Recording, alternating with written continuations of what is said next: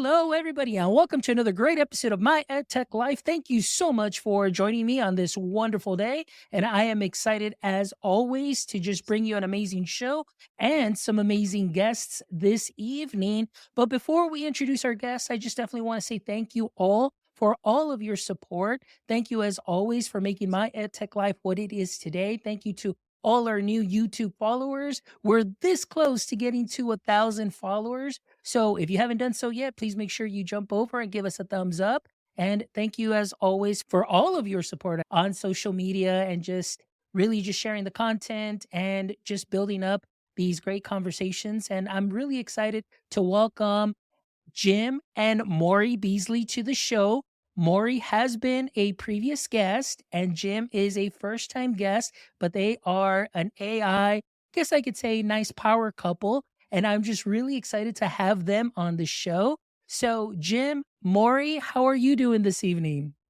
We're doing good. Doing We good. went back to our K-12 jobs this morning after being on holiday for a few weeks. So teachers start back tomorrow, hit the ground running today. Yes. Oh, that is excellent. Well, I just want to ask, so how long do you all get for your break? Well, actually, we get 3 weeks here because we take that additional week because we have what they call stock shows. We had so many absenteeism rates were so high whenever the kids were doing stock show. So we go ahead and do 3 weeks at the holidays. Now we don't. We get 2 weeks, but teachers get three. Okay, excellent. Well, that's good to know. That's very interesting because I think this is our first week back. Wait, no, second week back. Yeah, second week back. But I'm really excited to have you both here. Like I said to everybody, I know you were here during our AI panel discussion several episodes ago. And I know I've heard a lot of great things about Jim through you as well and the passion that you all have. And especially the topic today that we're going to be discussing is really your experiences, your perspectives, your views on AI in education. But before we dive in deep into that conversation, I would love to ask each one of you to give a brief introduction on what your context is in the education space. So, Jim, I'll go ahead and start with you. I'm actually an engineer by training. I have a degree in computer engineering from Texas A&M University. I spent the first good chunk of my career designing hardware and software in the private sector, worked for companies like Dell, Motorola, people like that. I got into education. It's been almost 20 years. I got into education as the technology director. I was actually only going to stay for 2 or 3 years. Maury and the superintendent at the time conspired to try to convince me to come fix everything. So my goal was to fix all the problems that I could see. And I figured 3 years would do it. I've been there for almost 20. So apparently I'm not very good at fixing the problems because they're still there. Can't seem to quite ever get it done. But I think the goalpost keeps moving out. So been here a long time. Right. Well, So I also was in the private sector for quite some time. I entered education in 2004. I entered in as a technology teacher. I ended up teaching elementary campus, and then I taught a great makerspace program, which was absolutely a blessing for a long time at a junior high. And then I decided to become a counselor. So I got a master's in counseling, became a school counselor, and then I went ahead and became a principal. And then they convinced me to come back in the technology department a couple of years ago now. So that's what I do for education. Now, what I always tell people is that if you're in education, you're either going to have to sell Scentsy candles or Mary Kay cosmetics or have an Etsy store because you just don't make enough money in education. So what Jim and I have done, I guess we're almost 2.5 years now. Mhm. As soon as AI came out, Jim is an early adopter for everything. And we immediately saw what this was going to do for education. And we started doing trainings. I mean, we wrote a book, K-12 education AI, how it can impact our classrooms. We were one of the first books ever published about AI in education because we could see the writing on the wall. So we've been doing trainings now for about 2.5 years. excellent. Well, that is a great background, just your experience in education. I mean, Jim, almost 20 years in education. Like I said, also myself, this is my 18th year in education, very much like you, Jim. I'm a transplant, coming in from, private sector and falling into education and then falling in love with it. And 18 years later, here I am too as well. And Maury, it's just great to hear you coming into education and now honing in on what you're seeing because of the experience that you have. I know that you have seen a lot being involved in the tech space and seeing everything that has come out and being early adopters. That really is something that is, I think, an added bonus in that you're willing to go and try things and maybe even try and break them and see what will work, what will not work. So I just want to ask, and I guess I'll start with Jim here because I know you have that engineering background, but then I want to go and with Maury just to see. My question is, what was the particular moment when just this whole AI just clicked, that spark to know more about it? Was this something that you had already been working on or familiar with in your engineering background, Jim, or is this something that came in a little later? Well, I was familiar with machine learning, which is what is the predecessor to it. I was familiar with AI at a kind of a root level, but about, I don't know, 4 years ago, I started what I called a smart campus, smart classroom program where my real goal was to create a really smart chatbot. And I wanted that chatbot for new teachers, especially because I do a lot of new teacher training. I wanted to be able to bring them in, give them some basic training, but then have them utilize the chatbot to answer a lot of questions about our district specifically. This was pre ChatGPT, pre large language model that I was doing this. I tried different tools. I tried to make it using built into Microsoft Teams. I tried building my own stuff. I tried different Slack and all these others. I never could quite get it as intelligent as I wanted. And about that time, I got some early access to OpenAI, ChatGPT, and I just dumped everything I was doing. I was so amazed. Mari's gone through these phases with me where I discover new technology and I get a little bit obsessed with it. I kind of have an obsessive personality. A Yeah. lot I obsessed. got a little crazy with it because I couldn't even sleep. I spent so much time. I built the first chatbot a few months later.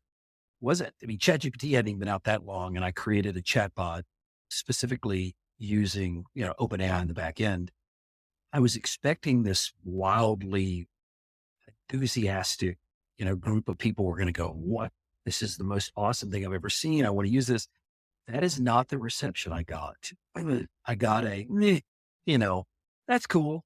And, we did actually roll it out. We called it Agnes. We rolled it out at the school. There were some people that were using it. I just didn't get the kind of reception I was expecting. So I went, Which is why we almost immediately wrote an article, pardon my French, but it's called Teachers Are Up to Their Ass in Alligators, Why They Don't Have Time for AI. And I was still just out of administration whenever this happened. And he was like so excited about the chatbot and everything. And I'm like, Jam, we have other issues in the classroom. We don't have time to even ask. I mean, let's talk bathroom breaks. Let's talk data analysis. Let's talk chronic absenteeism. Let's talk language barriers. So there's so many things that teachers are dealing with.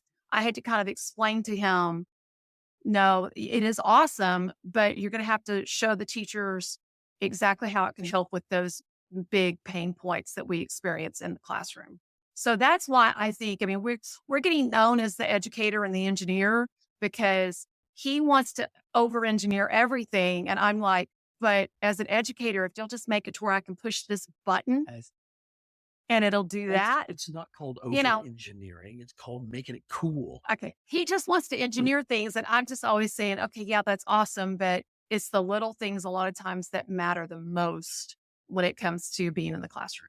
Yeah. No, and I agree with that. And so I like though, Jim, what your attempt is and what it is still at this time. And I definitely feel you as somebody who is in a role as a digital learning coordinator in the classroom.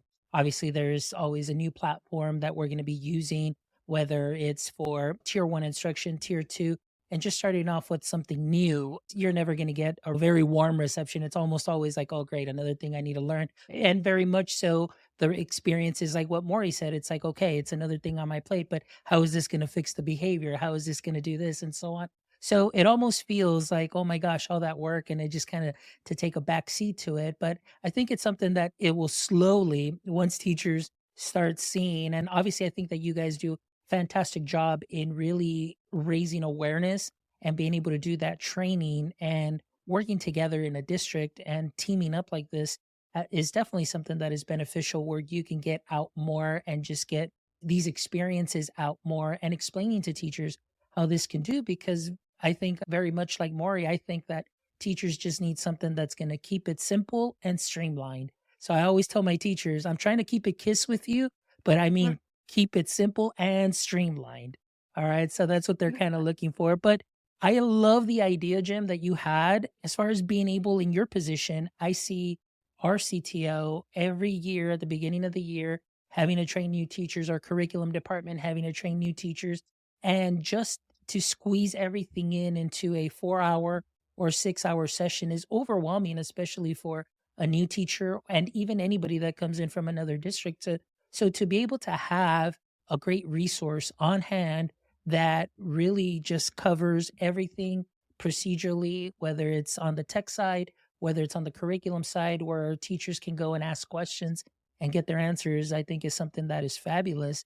So I want to ask, as far as the aha moments, now that you're going out there and speaking and training a lot of other educators, it's been 2 years. So, Maury, I'll start with you.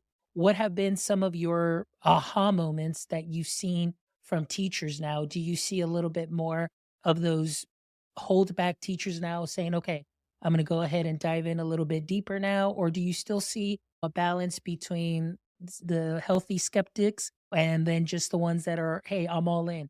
What are you seeing out there through your experiences? Honestly, I'm seeing more and more teachers that are using AI. We have what we call our AI Trailblazer program. We have like 5 or 6 teachers that I've adopted personally, and I go into their classroom at least once a week. And hey, they get these really cool T-shirts, and so they are definitely using it. And we're using Agnes with them to see what they're using it for. And we can adjust their tokens and things like that. But then when I go in and I talk to other teachers, a lot of them have the free OpenAI accounts and they are using it to help them enhance specific lesson ideas, to help them with the main thing is engagement. Like, how can I engage a 12-year-old that is only engaged by social media and games? How do I do this? Help me. So I am seeing teachers, I think, are a lot less cynical concerning it. I think it's our administrators that are starting to hold us back now. I'm seeing more and more how the administrators, especially the ones who haven't been in the classrooms the last few years, they're a little further removed from the classroom. They're being a lot more, oh, no, no, no, we don't want to do this. We don't want to use AI. We don't want to, we don't want to open that can of worms. So I'm thinking that that's kind of where the bottleneck is happening now. Now, the aha moments, the ones that are skeptical, I have found that the number one way to get them to use artificial intelligence is to show them that it's not something you have to be trained on. It's not something you have to go and take X number of trainings and get the stickers to put on the outside of your doors saying that you're level 1 or level 2. You literally ask a question and you'll get an answer. Might not be a great answer because maybe you're not trained on how to prompt it the best way, but you're still going to get an answer. And guess what? Then you can go back and ask it again and ask it again and ask it again until you get out of it what you want. So there is no training required. So I think that's helping the skeptics kind of get over that. And that's great. Like I said, it's all about removing barriers. And I think, for these last 2 years, and even myself, like I always stated, like I was all in, then I did my research paper, and then I'm like, okay, I try and be in the middle. And then all of a sudden, it's like I'll see the news and I'm like, oh my gosh, like, okay, I need to slow down a little bit more. But then I see the news again and it's like, okay, things are going well. And it's almost like I'm back and forth and just trying to find that balance too, because I definitely want to do my due diligence and help teachers out. And really, again, it's just feeling safe enough and comfortable enough to remove those barriers where they feel excited or they just feel like, okay, cool, I can do this. And it's really something minimal that, like you mentioned, I don't have to add something else to my plate and do another extra PD that's just going to add this. And just to be able to go in and start using immediately and practicing, like what you said with Agnes and other things that you have built and through your PD. I think that's fantastic. Now, I do want to touch on something here, and maybe I want to get Jim's perspective on this because Maury, you mentioned, obviously there's going to be roadblocks along the way as far as integration is concerned, whether it's one department, several departments, or just specific admin. So, Jim, on your side, being a CTO and maybe being in these meetings, what are some of the things that the administrators, your colleagues specifically, are still just concerned about? Is it more the data privacy aspect? Is it more that they themselves don't feel comfortable? So from the CTO perspective, what are you seeing? I would say more, if I was going to put my finger on one of them, I would say it's their own lack of understanding it. If we are afraid of what we don't understand, I think their lack of understanding of it and their desire being, they get a lot of pressure, especially in Texas, it's all about test scores. And so they get a lot of pressure and they get graded on particular things. We've got a huge amount of behavioral issues. We go to the admin meetings, which we have once a month. When I go to the administration meetings with the superintendent and all that other stuff, the conversations are always have something to do with some kind of behavioral issue or some kind of other maybe political issue or whatever that's going on in the world. We don't have a lot of time to spend talking about this. I mean, when Maury and I first introduced, it's been almost 2 years, we did our first training in early 2023 for our administration, right after ChatGPT had only been out a couple of months. And we showed them what it was capable of. And we had just done a bond at the time, and they had spent money getting people to write the bond proposal or the bond Press description, releases. the kind of the stuff you put in newspapers. And Maurice was in the meeting with me, and she took their description, put it into ChatGPT, and it wrote it in 3 seconds. And this was early ChatGPT. And they were like, "Oh my God, we spent like $5,000 getting advertising stuff written that you guys just did in 5 seconds." So at that time, we thought, we We got them. got them. We got them. We got them. And some of the administrators use it, but a lot of it, it's just kind of drifted off to the side because in their day-to-day life, it just doesn't meet the bar to get their attention whenever they've got, parents screaming at them or test scores, or a particular campus with test scores that aren't as good as they should be. I just, I think it's fear of the unknown. What are your pillars though, when you talk about as a As a CTO? CTO, I look at, reliability, cost, and maintainability. And if I was going to have one more in there, it would probably have to do with privacy as well. But I'm the most concerned. I mean, it sounds weird, but as a CTO, I don't have time to put another tool in that's unreliable. And reliability means different things to different people, but to me, it means whenever they go to use it, it works. And so I evaluate the tools based on that. And one of the reasons I did some stuff on my own, and I still do stuff on my own, is because I have no control over those things if I just rely on ChatGPT or one of these wrapper tools that, kind of wrap these large language models in a set of forms that you can fill out to get the prompts. So I look at those as what's important to me personally.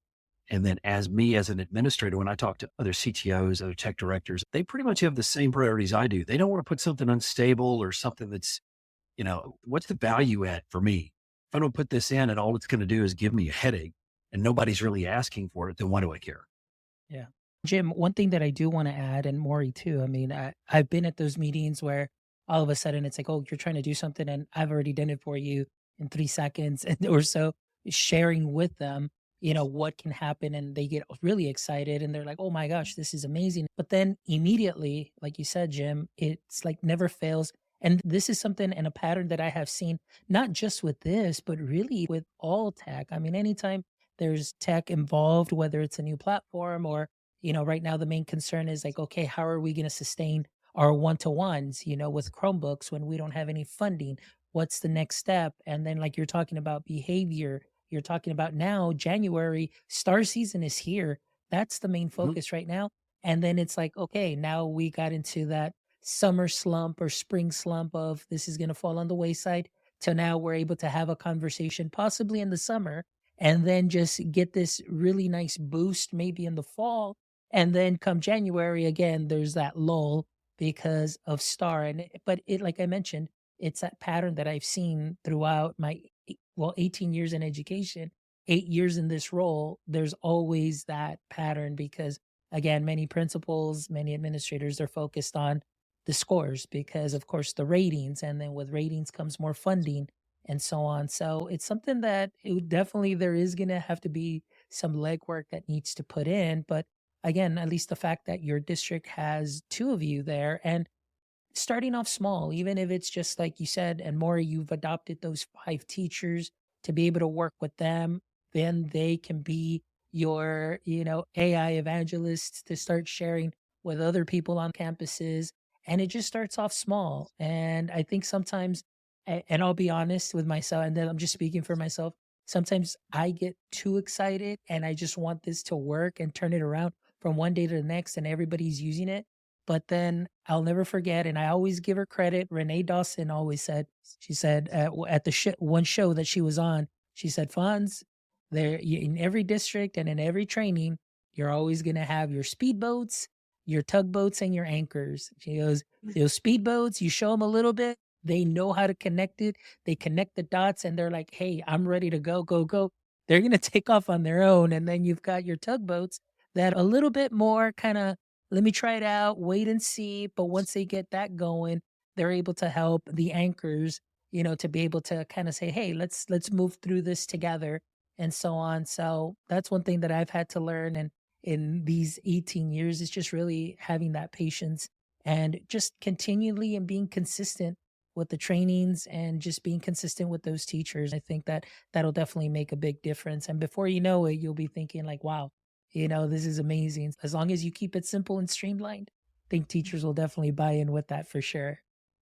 Well, I think one of the things that we did with the AI Trailblazer program, I was very strategic as to the teachers that I got on the program because we chose immediately four teachers, two from fourth grade and one from fifth grade, which are testing grade levels, two math, two ELAR, and I'm monitoring their test scores. I'm monitoring what their classrooms are doing from their beginning of the year, middle of the year, end of the year benchmarks. And if I can show how using AI to enhance these lessons, to get this additional activity, to do these center ideas, to do, all the little things that we're using AI for, if I can show that their test scores are just a little bit better than the ones that we did not adopt, that's how I'm thinking I'm going to get more administrative buy-in for us to start utilizing more AI. So I'm very curious to see, because I did pick our lowest performing campus.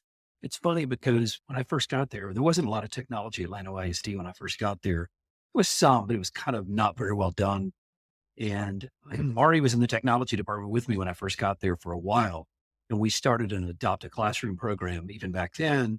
And we were going to put this new technology, and it was interactive tools, things like that in the classrooms.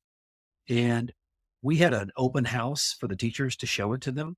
We had one person show up in the whole district. We had teachers that walked by, looked in the door, didn't even come in. Within 6 months later, by the time we had the technology in every single classroom in the district, because a few teachers started getting excited about it. And then the superintendent and then the school board got wind of it. And they literally came to me and said, "We want this in every classroom. How much is it going to cost?"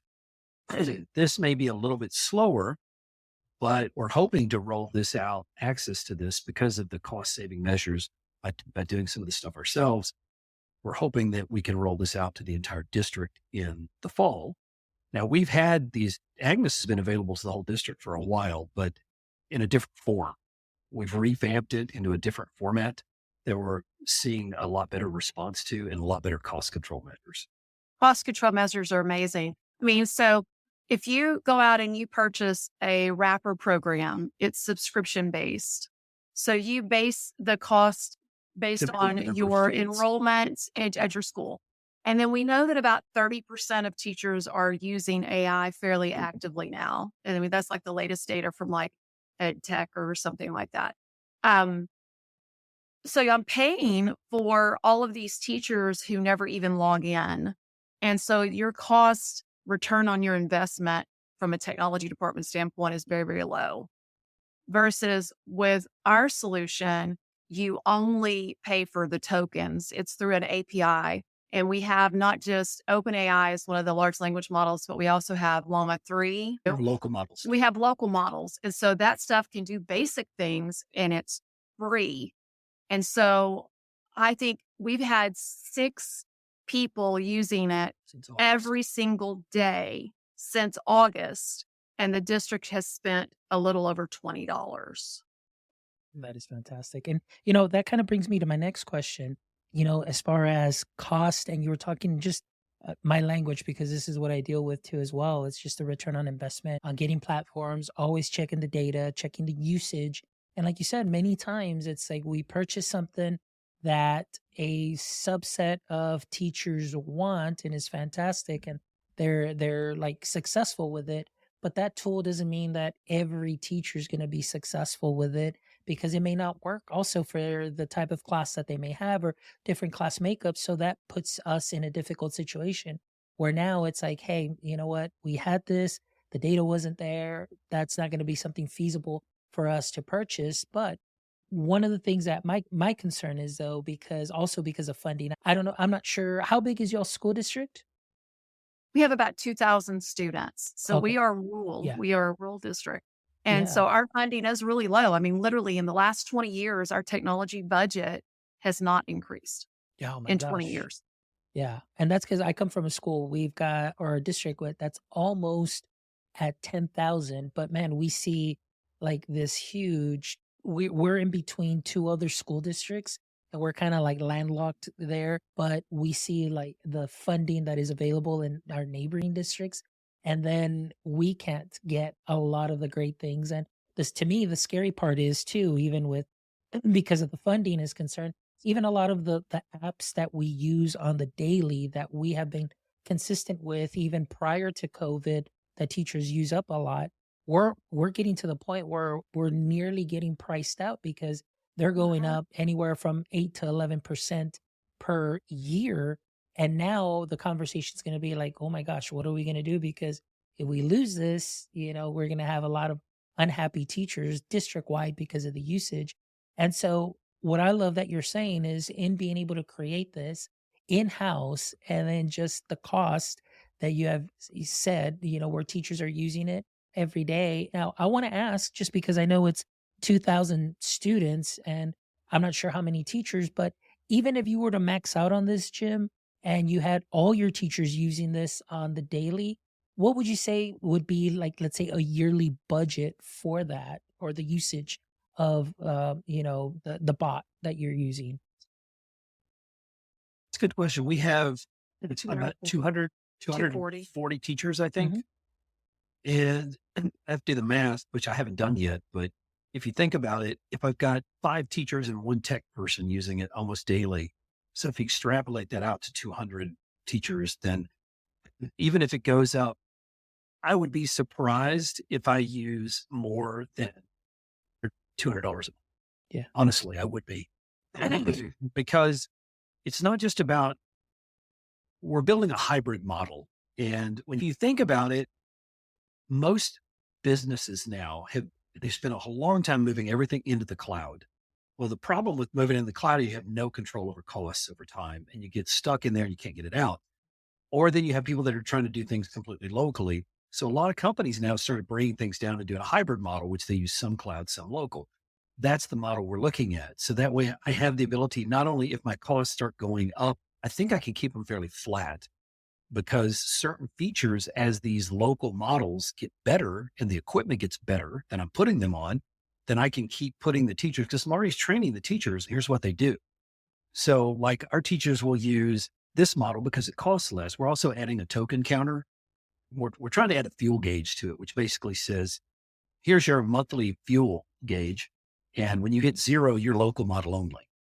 So, Right. And we can also assign the tokens to the teacher. So, like if I have a teacher that's a super user and I have one that doesn't use it except for maybe emails, then that teacher doesn't get as many tokens, and that teacher might not get access to the largest or the best paid for version because they're never going to use it for graphics anyway.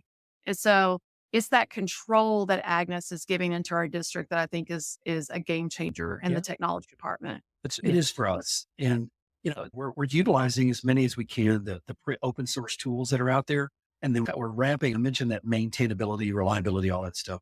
We're building our own wrappers around that. So I can install it, I can upgrade it, I can back it up, I can do all the things you have to do.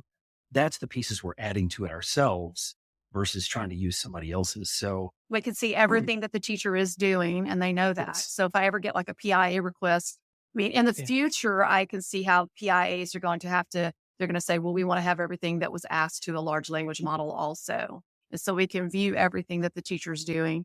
We also have a little playground that's part of it. So, like when Notebook LM came out and it was such a huge thing, we immediately put a link to Notebook LM in our teacher playground.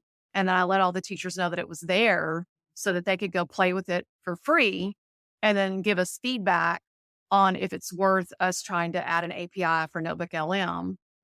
So it's that feedback that we're getting from teachers, I think is going to be huge too. That is fantastic. I mean, yeah.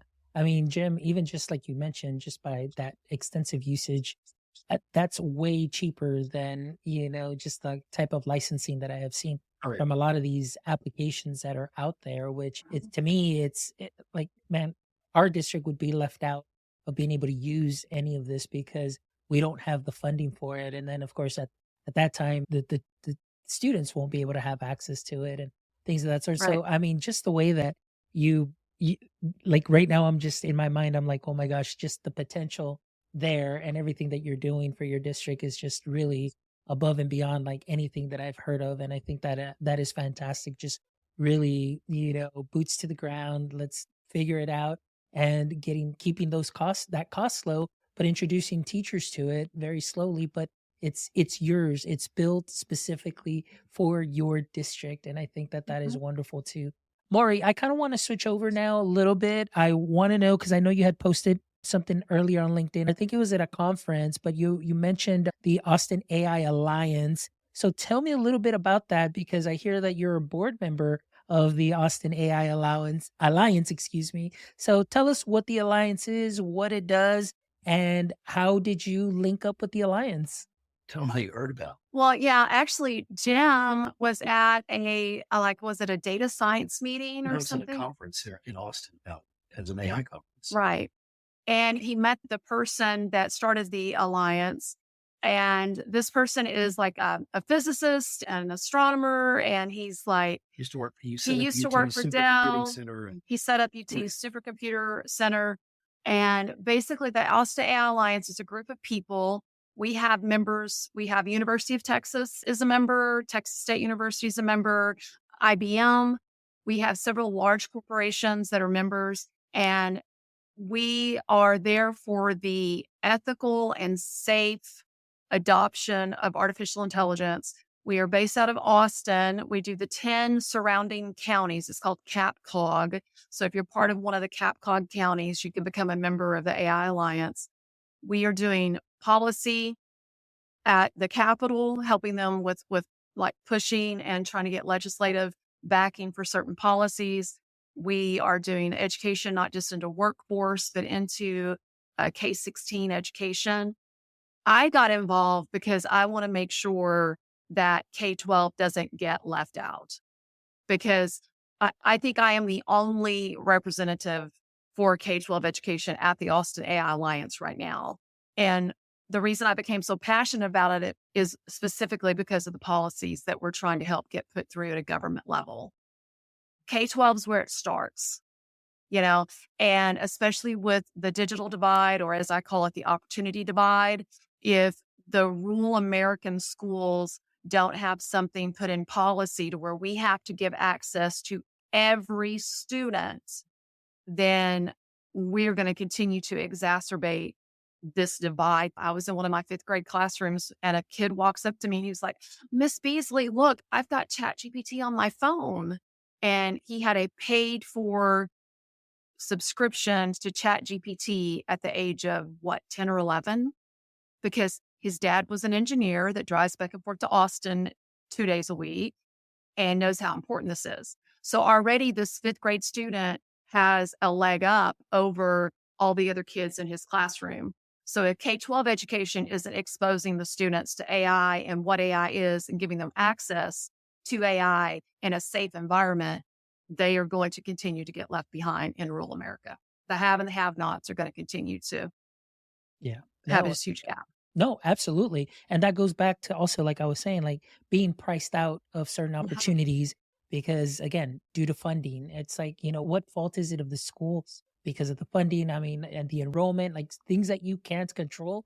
but yet, we're affected or affect, our funding in that sense creates that gap. And even within our district, the north side and the south side, Mm. visibly, there's also a gap there too as well. So it's so many variables that play into a school district. But like you said, if we're not responsible enough to make sure that we do have that access and we're able to expose the students to it and in a healthy and an ethical way where they learn about it, the ins and outs, and of course, how to use it appropriately and properly. I mean, it just really, like you said, it is going to widen that gap even more. And I would hate for that to happen as it is, even just with physical devices. Jim, I don't know what your experience is, but like I mentioned to you, just even sustaining one-to-one program has been very difficult. We're now districts are having to get very creative in the ways that do things instead of, hey, not everybody gets to take it home.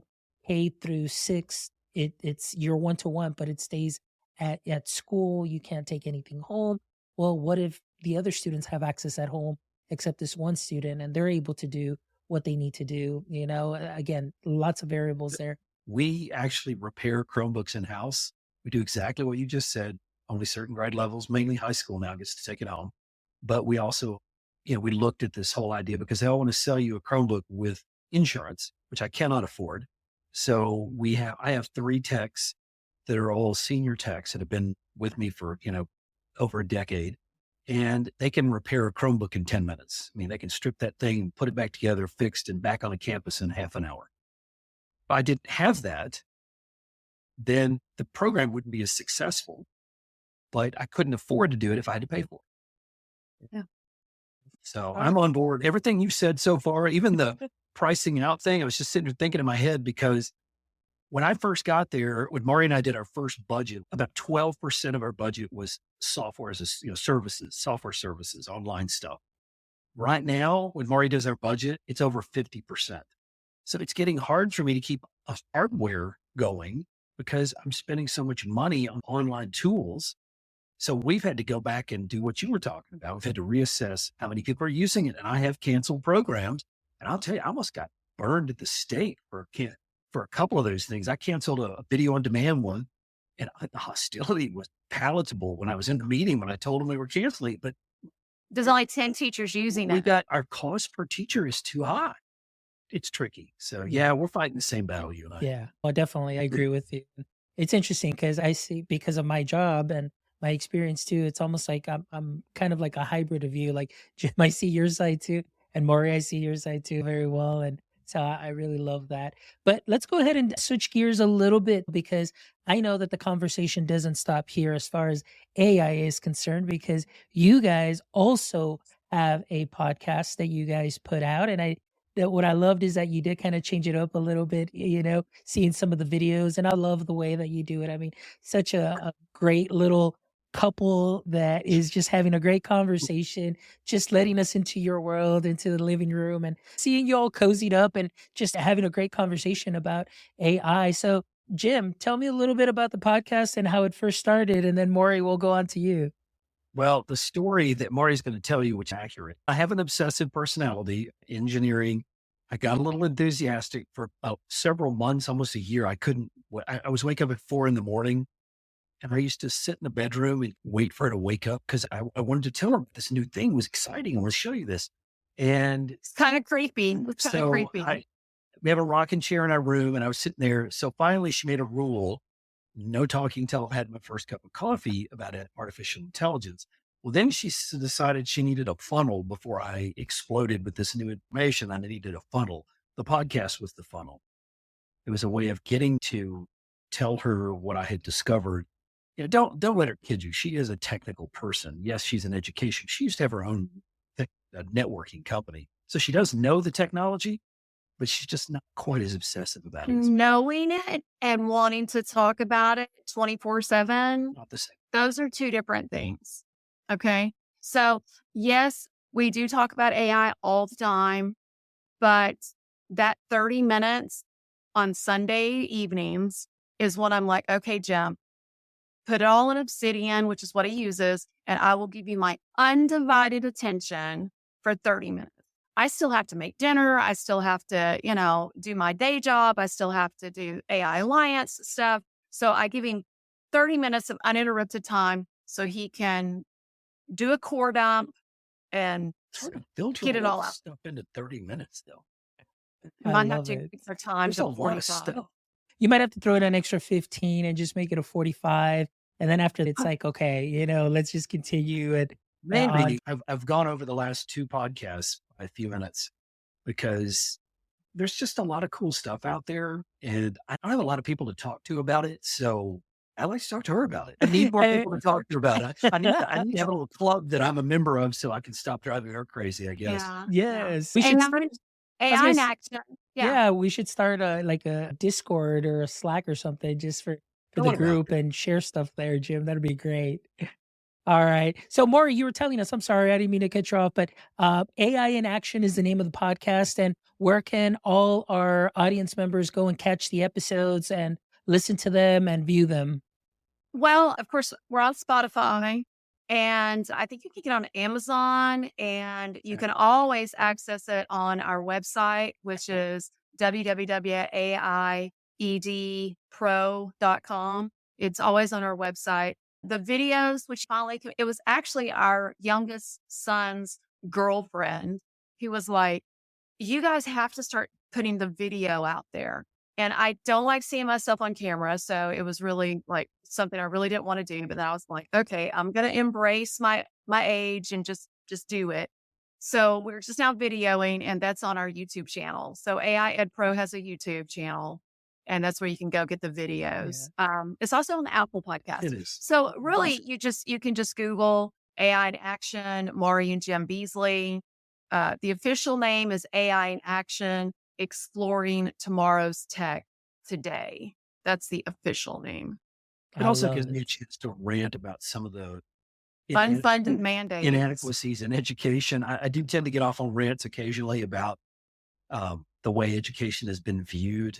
I come from a small town here, and when I was growing up here in Llano, education was the most important. The whole town was all about education, at every level, whether you're the poorest person or you're the wealthiest person in town, the school was important. Doesn't feel like that anymore. And I think a lot of that's being driven from the politics of where we are. And it saddens me. So I get on these rants every once in a while about that are not AI related, but I try to stay with AI. I have to pull him back. I have to pull him back from the edge. I'm not a politician, so I don't say things the way they're supposed to be said for politics. So he pulls me back in every once in a while and tells me to, bring it back in. We're getting carried away. Yeah, we're going to get censored. We're going to get Hey, censored. It can be unhappy. sometimes you just need that outlet, Jim. But thank Gotta you get it guys. out. Thank you guys so much for, just sharing a little bit of your evening with me today and your time and just your experiences and, everything that you've seen in the last 2 years and just really that passion you all have in education in general, just to wanting to make it better. And so that's what it's all about and just having conversations here in my ed tech life. So thank you so much, Maury, for coming back. Jim, it's great to have you as a first time guest Thank also as well. And I think this is great, just having you both here as a couple sharing your experiences. I know I have learned a lot today, and I know our audience members will definitely gonna find a lot of knowledge nuggets that they can use to sprinkle onto what they are already doing great. But before we wrap up, I hope that you guys listened or actually read the calendar invite. I know I always love to end the show with these last three questions, and I don't know if I got to do it with Maury when she was here on the panel because I think that would have run too long with all the guests. But hopefully you guys are ready and you did get check those out. So Maury, I'm going to start with you first. As we know, every superhero has a weakness or a pain point. So I want to ask you, in the current state of education, what would you say is your current edu kryptonite? I think it's a little bit of a difference in a weakness and a pain point. So I'm just going to kind of focus on the pain point. And right now, I would have to say that my pain point is administration that is wanting to not look to the future and that are trying to set policy based on things that have happened in the past. Okay, I like that. So our policy moving forward, because of artificial intelligence, we're going to have to take some guesses and actually create policy for the possibility and not policy for the past. I love that policy for the possibility. That is going to be a nice It's soundbite good. there, I like that. Maury.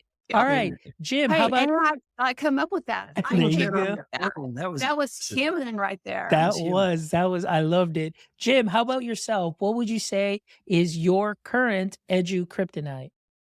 Well, mine is based on the fact that I'm not in this for the money. If I wanted money, I would have stayed in the private sector because I took a huge pay cut when I came to the education space. So the biggest problem I have right now is the negativity. I do this because I'm passionate about it and I want to share that passion and have other people share that passion with me. And it's difficult for me to watch people talk the way they do about education. It's been so much energy. It feels like trying to hamstring education. Here we're trying to make sure our kids are the most competitive kids in the world against all the other, countries. And yet we seem like we're not willing to invest the time and energy emotionally and fiscally into making that happen. I love it. Another great soundbite, emotionally and fiscally.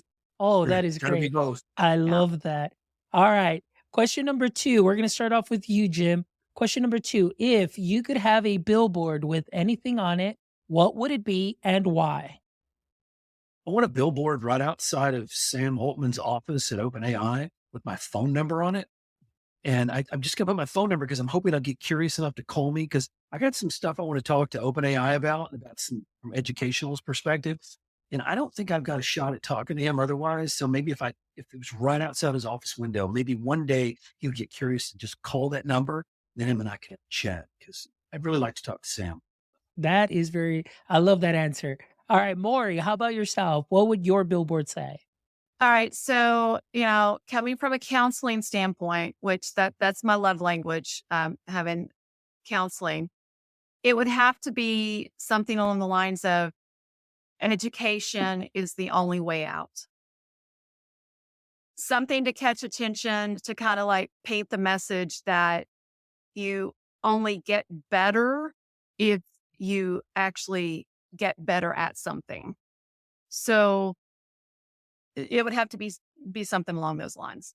All right. Education is key, because and it starts with the adults. I mean, the adults going down to the kids. It starts at home, and then you can't take away your K-12 educators. You can't take away that connection that they have with your students. Your billboard, got too much. I'm sorry. Okay, education is the only way out. I love that. Jim, we'll just make it like kind of like those new digital ones that'll have a slideshow. So it's Yes. okay, We're gonna Maury. Don't worry, Maury. I got you taken care of. We'll just get one of we're those gonna we got to multiple stop on the side of pages. the road and have to read it as it goes by, though. It's gonna take 3 or 4 screens. They're just going to keep driving by every day, a That's different all it message is. every day. Little different message. All right. So here we go. Last question. All right. And Maury, I'll start with you. If you can switch places with one person for a day, who would it be and why? And it could be living and non-living. Honestly, I would want to change places with the governor of Texas. I would want to be the governor of Texas for a day because I would like to appoint people to this AI committee, task force, or whatever it is that he's come up with that actually not only understand what AI actually is, um, and also understand it from an educational standpoint, like what we have to do in education. I want Excellent. people at the table that actually know what the heck they're doing and not someone who's at the table because they played golf with somebody else. Nice. I like that. That sounds like a great billboard too. All right, Jim, last question for you then. Also, who is one person that you would love to switch places with for a day and why? Me and Sam, we're back to Sam again. Me and Sam, we're gonna swap places for a day because I love what OpenAI and ChatGPT's done. I mean, they brought a level of awareness of AI, which has been around for a long time, and they made it usable. But right now, they're very, very focused on how do we get to AGI and how do we make, the AI smarter. But again, back to us education folks again, we need the tools in place to allow us to utilize it effectively. And I can tell them exactly how I think that should happen because we had a 2-hour meeting with teachers today where we talked about this exact topic. So I've got some pretty good ideas, but I don't have the resources. I can't do it all myself. I have the resources. He's got a lot of resources. So if I could just get in there for a day, maybe start some of those projects rolling. I've tried to contact Intel. I've tried to contact AMD. I've tried to, You have we, contact. we have We've contact. had large conversations We with have them, with them, but I and they can't just don't take the get next them step. to see the value that K-12 brings. You're training tomorrow. I mean, these kids, we get them exposed, get them excited. It doesn't matter if it's a little bit rough around the edges. What matters is that they get to get in there and move it a new direction that we're as adults, we're not even going to think of. But if they don't get exposed to it, they're not ever. What are we going to miss when that kid in the small town never has access to this particular tool? So if I could swap with Sam for a day, maybe I could get something going that would just build a little momentum.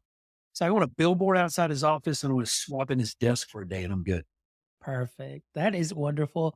Well, thank you, Jim, Maurie. I appreciate you. Thank you so much just for just being so genuine and authentic and just sharing your vision, your passion with my audience today. I am really thankful. And like I said, the conversation definitely filled my bucket today. And I'm really excited for what is coming and really excited to hear also, within the next couple of months, the great things that you guys will be doing. So you guys definitely have an open invite.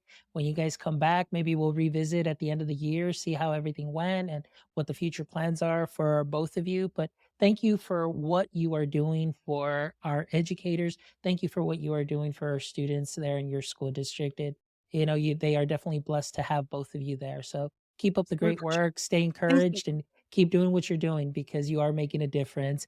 And for all our audience members, thank you as always for joining us. We appreciate all the likes, the shares, the follows. Thank you so much for all of your support and all the love that you have given the show over these 308 episodes. So please make sure that you visit our website at myet.life where you can check out this amazing episode and the other 307 wonderful episodes where I promise you, you will find a little something just for you, a little knowledge nugget that you can sprinkle on to what you are already doing great.